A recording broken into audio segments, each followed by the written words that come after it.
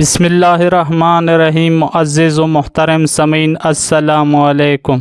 Story کو سمجھنے کے لیے میرے ساتھ آخر تک رہیے۔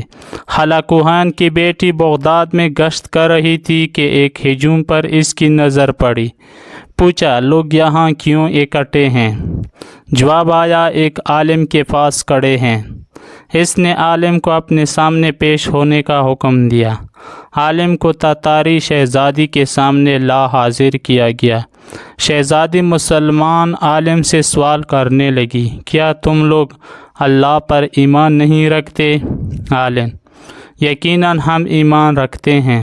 شہزادی، کیا تمہارا ایمان نہیں ہے کہ اللہ جیسے چاہے غالب کرتا ہے؟ عالم، یقیناً ہمارا اس پر ایمان ہے۔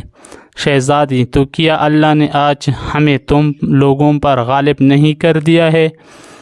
عالم، یقیناً کر دیا ہے۔ شہزادی، تو کیا یہ اس بات کی دلیل نہیں ہے کہ خدا ہمیں تم سے زیادہ چاہتا ہے؟ عالم، نہیں۔ شہزادی، کیسے؟ عالم، تم نے کبھی چرواہے کو دیکھا ہے؟ شہزادی، ہاں دیکھا ہے۔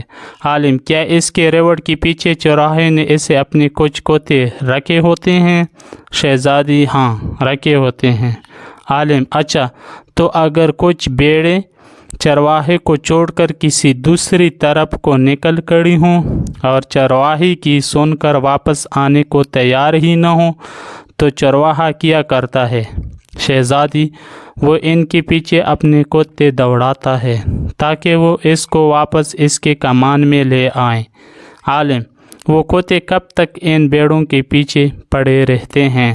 شہزادی، جب تک وہ فرار رہیں اور چرواہے کے اقتدار میں واپس نہ آ جائیں۔ عالم نے کہا، تم تاتاری لوگ زمین میں ہم مسلمانوں کے حق میں خدا کے چھوڑے ہوئے کتے ہو۔ جب تک ہم خدا کے در سے بھاگے رہیں گے اور اس کی اطاعت اور اس کے منہج پر نہیں آ جائیں گے، تب تک خدا تمہیں ہمارے پیچھے دوڑائے رکھے گا اور ہماری گردنوں پر مسلط رکھے گا۔ جب ہم خدا کے در پر واپس آ جائیں گے، اس دن تمہارا کام ختم ہو جائے گا۔ آج پھر وہی حال ہے۔ آج کتے ہم پر مسلط ہیں، یہودی، عیسائیوں اور ریبلر کی صورت میں، اور جب تک ہم واپس نہ آ جائیں اسلام کی طرف، تب تک ہم پر مسلط رہیں گے۔ ذرا سوچئے۔ ڈیئر معزز سامعین، آپ کیا سوچتے اور سمجھتے ہیں اس سٹوری سے؟ کمنٹ میں لکھ کر ویڈیو کو شیئر کریں اور میرے چینل کو سبسکرائب کریں۔ اللہ کے لیے وسلام۔